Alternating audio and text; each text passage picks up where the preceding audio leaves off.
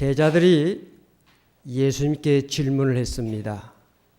천국에서 누가 제일 큰 자입니까? 제자들은 이미 자기들은 천국에 들어가는 것은 정해져 있는 것이고 마땅히 천국에 들어가는 것은 된 것이고 이제 문제는 천국에서 어떤 지위를 차지할 것인가, 누가 높은 자리에 앉을 것인가, 거기에 대한 관심이 있어서 예수님께 물은 것입니다. 그 물음을 들으신 예수님은 한 어린아이를 제자들 앞에 세우셨습니다. 그리고 제자들이 깜짝 놀랄 만한 그런 대답을 하셨습니다.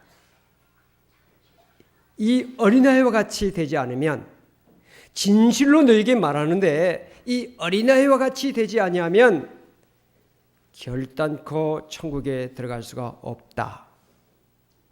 천국의 높은 지위는 그것은커녕 들어갈 수도 없다. 천국에 들어갈 수도 없다. 라고 하는 놀라운 대답을 하셨습니다. 진실로 진실로 너희에게 이르노니 너희가 돌이켜 어린아이와들과 같이 되지 아니하면 결단코 천국에 들어가지 못하리라.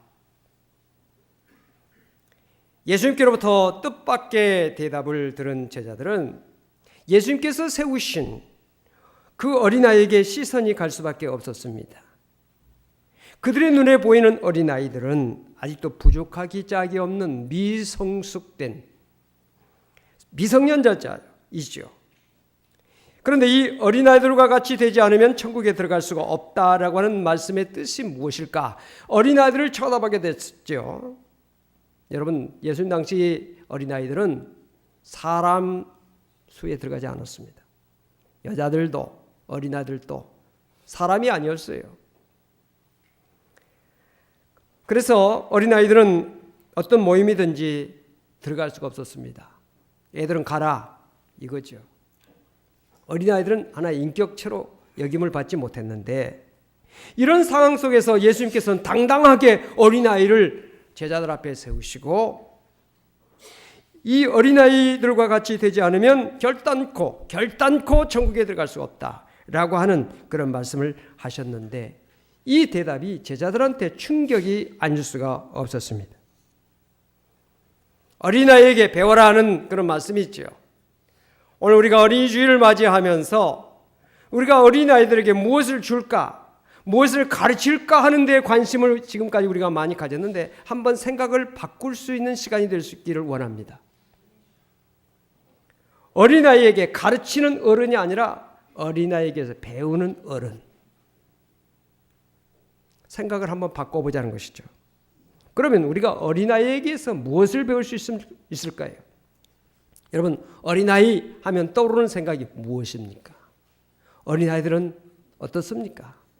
순진합니다. 어린아이들은 순진하고 정직합니다. 거짓이 없습니다. 이것이 어린아이들에게서 우리가 느낄 수 있는 이미지죠. 어린아이가 순진하지 않고 정직하지 않는다면 어린아이라고 말할 수 없습니다. 반대로 그러면 어른들은 어떻습니까? 순진하지 않는 것이 어른이죠. 정직하지 않는 것이 어른이죠. 어린아이들이 얼마나 순진합니까? 얼마나 정직합니까? 얼마나 거짓이 없습니까? 숨기거나 거짓으로 과장하지 않습니다. 싫으면 싫다는 표정을 합니다. 좋으면 좋아서 깡충깡충 뛰는 것이 어린아이입니다. 어른들처럼 간사하지 않습니다. 요한복음 1장 47절에 보면 예수님께서 나다나엘을 향해서 이런 말씀을 하셨습니다. 보라, 이는 참으로 이스라엘 사람이라 그 속에 간사한 것이 없도다. 참으로 이스라엘 사람이다.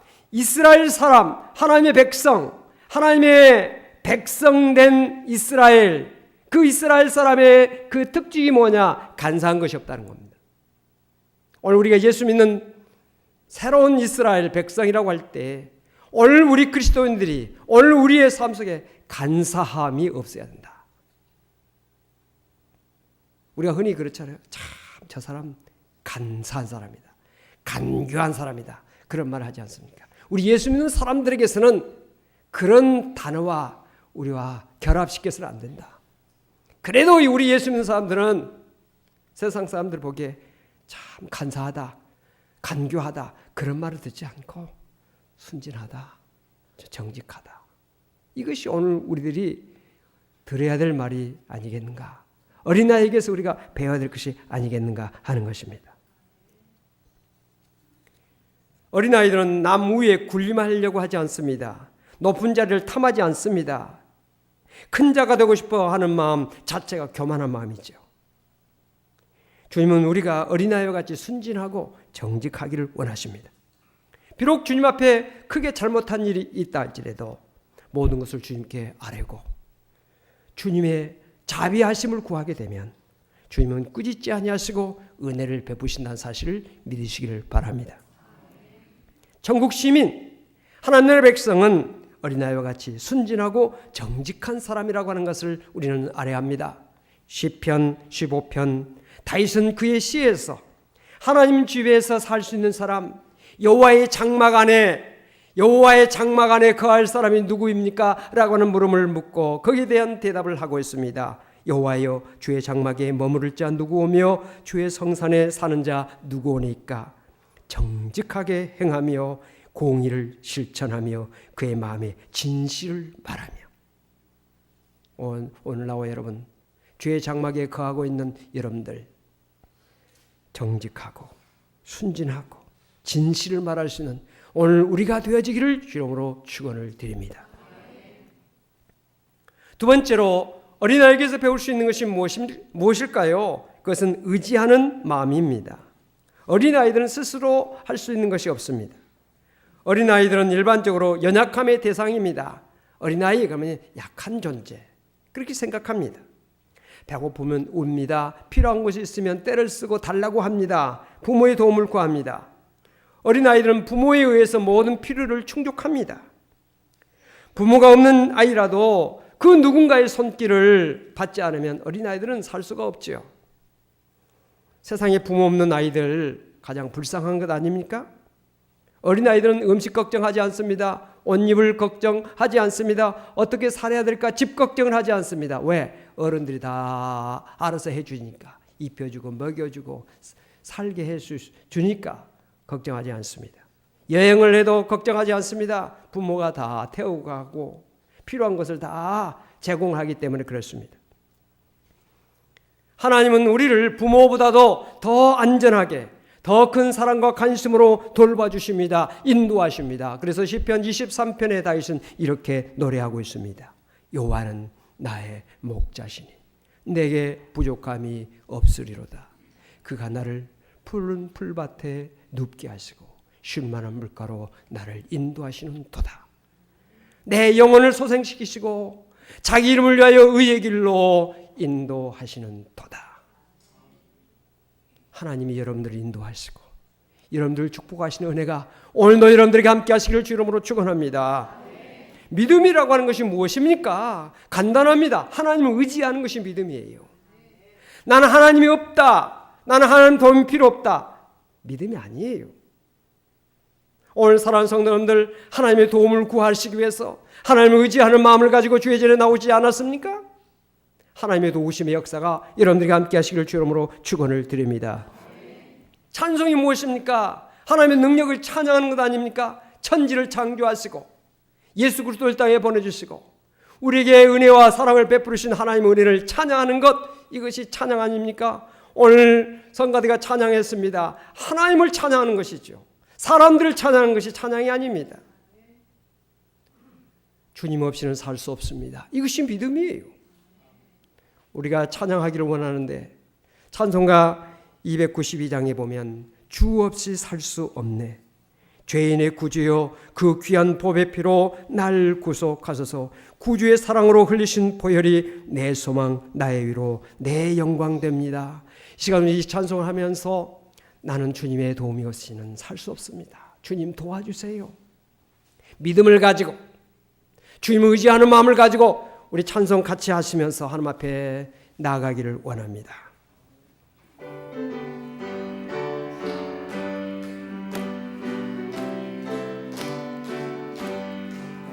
주 없이 살 수 없네 죄인 내 구주여 그 귀한 법의 피로 날 구속하소서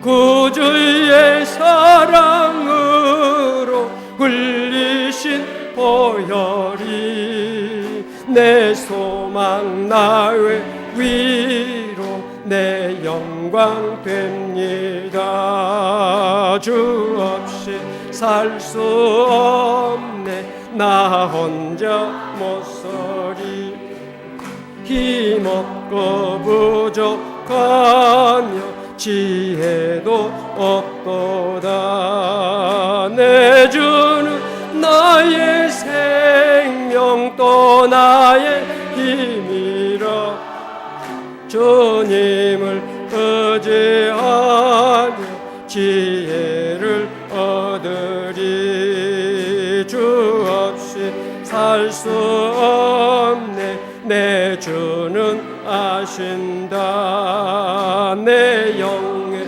깊은 간구 마음의 소원을 주밖에 나의 마음 네 알아주리요 내 마음 위로하사 평온케 하시네 주 없이 살 수 없네 세월이 흐르고 이 깊은 고독 속에 내 생명 끝나도 사나운 풍랑일 때 날 지켜주시니 내 곁에 계신 주님 늘 힘이 됩니다.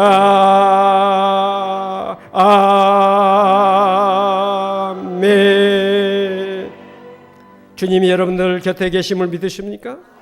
환난날의 어려운 순간에 여러분들의 마음의 고독을 다 살피시고 여러분들의 모든 생각과 모든 형편을 아시는 주님께서 여러분들을 도와주시고 인도하시고 축복하시고 함께 하신다는 사실을 믿으시면 아멘 하시 바랍니다. 이것이 믿음 아닙니까? 하나님을 의지하는 것이 믿음이지요. 나 하나님의 도움 필요 없다. 내 힘으로 살 수 있어. 하나님을 믿으려니 내 주먹을 믿어라. 이건 믿음이 아니죠. 하나님 없이 살 수 있다고 하는 사람은요, 무자와 식자가 풍성한 사람이에요. 어리석은 자는 그 마음에 이르기를 하나님이 없다 하도다. 그러지 않습니까? 하나님 필요 없다 하는 사람은 참으로 어리석은 사람입니다. 하나님을 의지하는 믿음을 우리 모두가 가지고 일생 동안 하나님을 의지하며 승리하는 성도가 되시기를 주님으로 축원합니다. 그 다음에 어린아이에게서 배울 수 있는 것이 무엇입니까? 겸손입니다. 겸손. 어린아이들은 자기를 내세우지 않습니다. 하나님 나라는 교만한 자가 들어갈 수가 없습니다. 예수님이 태어나신 베들레헴에 가면 교회가 하나 세워져 있는데 그 교회의 이름은 예수 탄생교회입니다. 그 예수 탄생교회는 특징이 하나 있습니다. 들어가는 문이 하나 있는데 그 문이 아주 작다는 것입니다. 높이가 겨우 1.2m밖에 되지 않습니다. 아무리 키가 작은 사람도 고개를 숙이지 않으면 들어갈 수가 없습니다. 말 탄 사람은 감히 꿈도 못 꾸지요. 예수 앞에 나갈 때, 하나님 앞에 나갈 때 교만한 마음으로 나가서는 안 된다는 이야기지요. 고개를 숙여야 된다는 것입니다. 그래서 그 문의 이름은 겸손의 문 또는 좁은 문이옵시다. 이 교회를 통해서 우리가 두 가지 메시지를 알게 되는데, 하나는 하나님께로 나가는 길은 예수라고 하는 길 하나밖에 없다 라고 하는 하나의 메시지. 두 번째 메시지는 뭐냐? 예수님 앞에 나가서 예수님을 만나려면, 하나님을 만나려면 겸손해야 된다. 겸손하지 않으면 하나님을 만날 수 없다라고 하는 메시지를 우리에게 주고 있습니다. 사도 바울은 빌립보서 2장에서 그리스도 예수의 마음을 품으라고 말씀하면서 그리스도의 겸손에 대해서 설명하고 있습니다. 너희 안에 이 마음을 품으라. 곧 그리스도 예수의 마음이니 그는 근본 하나님의 번제시나 하나님과 동등됨을 취할 것으로 여기지 아니하시고 오히려 자기를 비워 종의 형체를 가지사 사람들과 같이 되셨고 사람의 모양으로 나타나사 자기를 낮추시고 죽기까지 복종하셨으니 그 십자가에 죽으심이라. 이 말씀을 아가페 성경 번역으로 읽어보면 이와 같습니다. 예수님처럼 생각하고 행동합시다. 그분은 하나님과 똑같이 높은 분이셨지만 결코 높은 자리에 있기를 원하지 않으셨습니다. 오히려 높은 자리를 버리시고 낮은 곳으로 임하셨습니다. 사람의 모습으로 이 땅에 오시고 종과 같이 겸손한 모습을 취하셨습니다. 이 땅에 계신 동안 스스로 낮은 자가 되시며 하나님께 순종하셨습니다. 예수님은 목숨을 버려 십자가에 달려 돌아가시기까지 하나님의 말씀을 따랐습니다. 이것이 아가페 성경 번역이 우리에게 보여주고 있는 주님의 겸손의 모습인 것입니다. 겸손하신 예수님, 마태복음 11장 29절에서 친히 말씀하시기를 나는 마음이 온유하고 겸손하니 나의 멍에를 메고 내게 배우라 그리하면 너의 마음이 쉼을 얻으리니 이렇게 말씀하셨습니다. 여러분 겸손하면 마음이 평안하대요. 마음이 쉼을 얻는데요. 오늘 여러분들 마음이 평안하시고 쉼을 얻게 되시길 바랍니다. 겸손하면요 마음이 평안해요. 교만하면요 마음에 분노가 끓어올 때가 있고요. 밤잠을 자다가도 뻘떡 일어나가지고 가슴을 치면서 분노에 주먹을 불끈 쥐면서 이럴 수가 있어요. 교만하면 그렇습니다. 예를 들면 누가 자기에게 개 같은 놈 이런 이야기를 하면요 얼마나 마음에 모욕적인 그런 것을 느낍니까? 명예훼손죄로 고발을 해야 되나 이런 생각을 하죠. 분노가 끌어오릅니다. 내가 가만두는가 보자 이런 생각을 하게 됩니다. 그런데 한번 우리가 조금 더 깊이 생각해 보면 그래 나는 개만도 못한 사람이지. 개는 죄라도 짓지 않지만 내가 그동안 얼마나 많은 죄를 지었는가. 알게 모르게 지은 죄, 몸으로 지은 죄, 생각으로 지은 죄, 마음으로 지은 죄 얼마나 많은가. 개는 죄를 짓지 않았지만 나는 죄인이니 나는 개만도 못한 것이 맞다. 이런 생각을 하면 분노가 끌어오지 않죠. 그래 내가 얼마나 저 사람 보기에 사람답지 않아서 개 같다고 할까. 그래 사람다운 사람이 돼보자. 최소한도 개보다 못한 그런 사람이 아니라 정말 개와라도 비슷한 사람이라도 되어야지 않겠냐. 이런 생각하면요 자다가 벌떡 일어날 수 있지는 않죠. 그래. 우리 권사님들 많이 계시는데 권사님들 그전에 다 집사님들 아니셨습니까? 권사대 가지고 한 5년 10년쯤 되면 이런 것을 경험할 수가 있을지 모릅니다.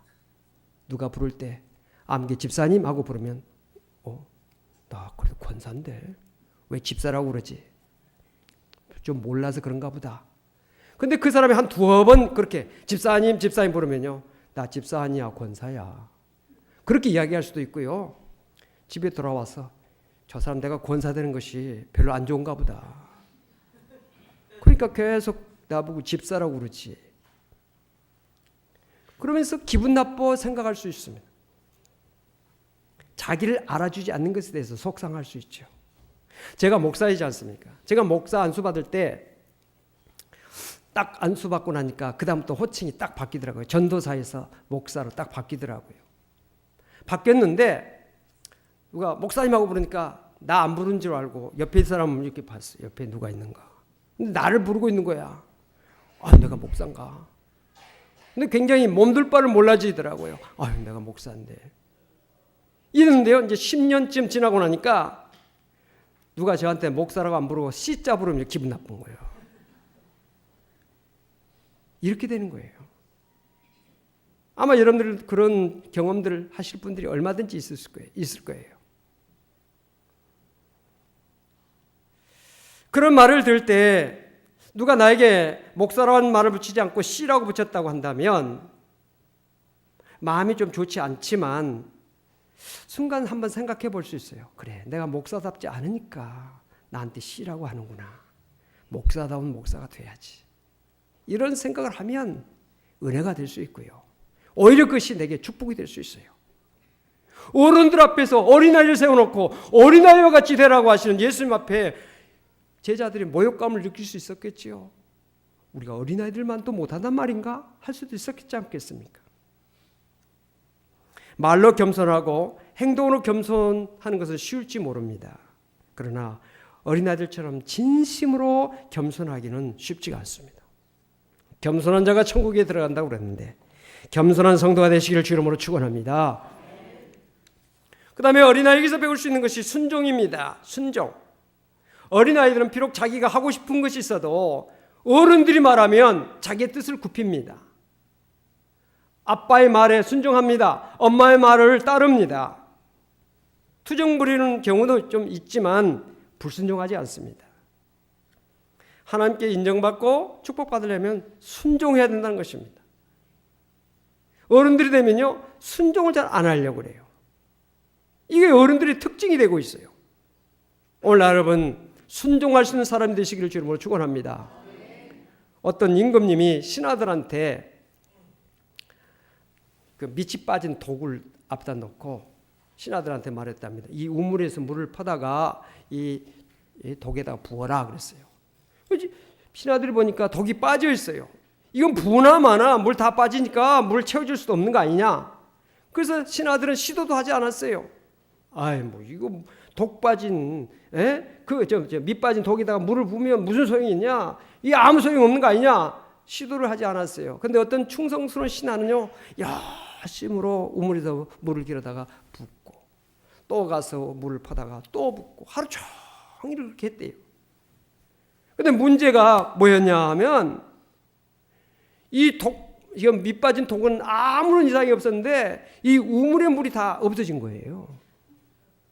근데 이 우물 밑바닥에 보니까 누런 황금 덩어리들이 가득 있었다는 거예요. 그래서 그 황금 덩어리를 가지고 임금님 앞에 가지고 와서 임금님, 아니 제가 우물을 팠더니 그 우물 밑에가 황금 덩어리가 이렇게 많이 있는데 이거 임금님 가져왔습니다 라고 임금님 앞에 들었어요.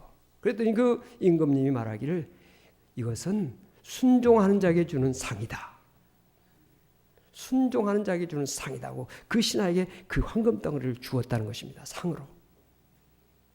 여러분, 순종하는 것이 때로는 힘들고 어렵고 손해보는 것 같고 아무 소용없는 것 같이 보일지라도 우리 믿음의 사람들은 하나님 말씀에 순종하고 하나님 뜻에 순종하면 반드시 복이 온다는 사실이에요. 이 사실을 믿으시길 바랍니다. 사무엘상 15장 22절에 보니까 사무엘이 이르되 여호와께서 번제와 다른 제사를 그의 목소리를 청종하는 것을 좋아하심 같이 좋아하시겠나이까? 순종이 제사보다 낫고 듣는 것이 순양의 기름보다 나으니 라고 하면서 순종이 제사보다 낫다 이런 말씀했습니다. 여기 제사가 무엇입니까? 우리가 하나님 앞에 예배드린 그 제사입니다. 찬양의 제사라고 하는 말이 있습니다. 찬송하는 것도 제사입니다. 기도하는 것도 하나님 앞에 드리는 것이기 때문에 제사라고 말할 수 있어요. 우리가 물질 드리고 봉사하는 모든 것도 제사라고 할 수 있어요. 너의 몸을 하나님 기뻐하시는 거룩한 산제사로 드리라고 했으니까 우리의 모든 삶이 제사일 수가 있는데 그런 모든 것보다도 순종이 더 중요하다는 거예요. 아무리 찬송 열심히 하고 아무리 기도 열심히 하고 아무리 봉사해도 순종하지 않으면 하나님께서 기뻐하지 않는다. 오늘 사랑하는 성도 여러분들, 하나님이 우리에게 말씀에 순종하는 것을 원하고 계시다는 사실을 꼭 기억하시기를 바랍니다. 예수님은 마태복음 26장 39절에 보니까 죽기까지 순종하셨는데 그 순종의 그 모습이 무엇입니까? 내 원대로 마옵시고 아버지 원대로 하옵소서. 내 뜻대로 마옵시고 아버지 뜻대로 하옵소서. 내 뜻을 꺾고 아버지 뜻을 순종하는 모습을 우리에게 보여주고 있는 것입니다. 마지막으로 어린아이에게서 배울 수 있는 것이 무엇일까요? 믿음이 옳시다. 어린아이들은요 쉽게 믿습니다. 의심하지 않습니다. 엄마가 말하면 그대로 믿습니다. 아빠가 말하면 믿습니다. 엄마 아빠가 아이들한테 말하면 아이들은 그대로 믿어요. 엄마 말을 그냥 믿습니다. 아빠가 하는 말을 믿습니다. 그런데 어느 날 믿지 않을 때가 와요. 거짓말이죠? 거짓말이지? 아빠 참말이야? 정말이야? 엄마 정말이야? 라고 할 때가 있어요. 그거 왜 그러냐? 어른들이 거짓말로 자꾸 오염시켰기 때문에. 안 속는 거야. 처음에는 몇 번 속다가 나중에는 더 이상 안 속으려고 그럽니다. 그래서 진실이냐 거짓이냐를 따집니다.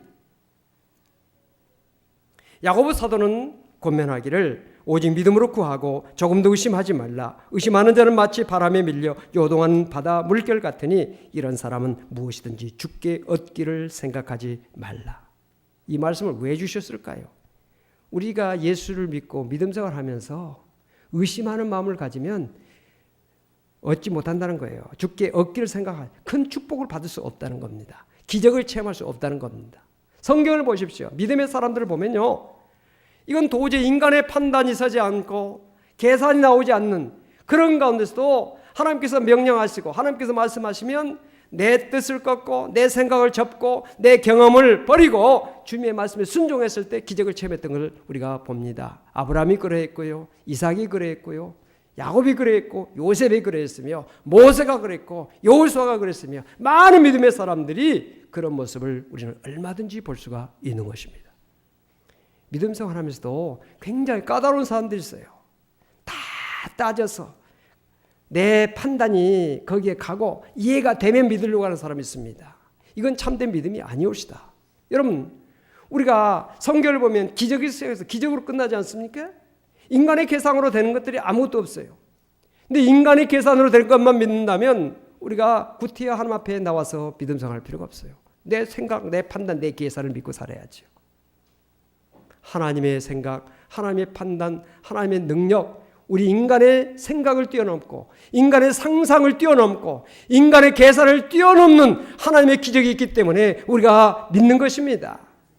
사랑하는 성도 여러분, 우리가 믿음 생활하면서 정말 쉽게 순진한 믿음을 가지고 주님을 믿는 성도가 되시기를 주님으로 축원합니다.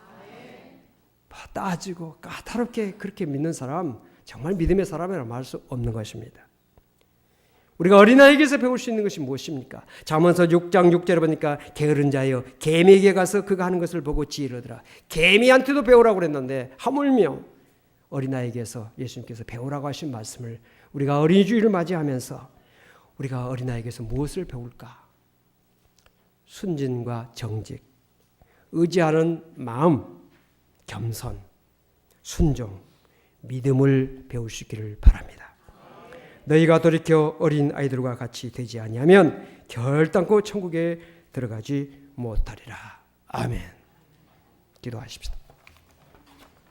하나님 아버지, 오늘 어린이 주일을 맞이해서 어린아이를 세우시고 제자들에게 말씀하신 그 말씀의 의미를 마음속에 새겼습니다.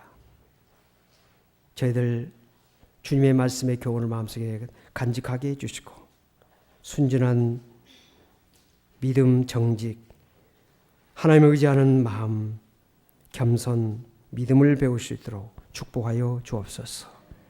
우리 어린이들을 하나님께서 주신 축복으로 알고 어린아이를 통해서 하나님을 발견하고 하나님의 진리를 깨닫는 저들 되게 하여 주옵소서. 예수 이름으로 간절히 기도하옵나이다. 아멘.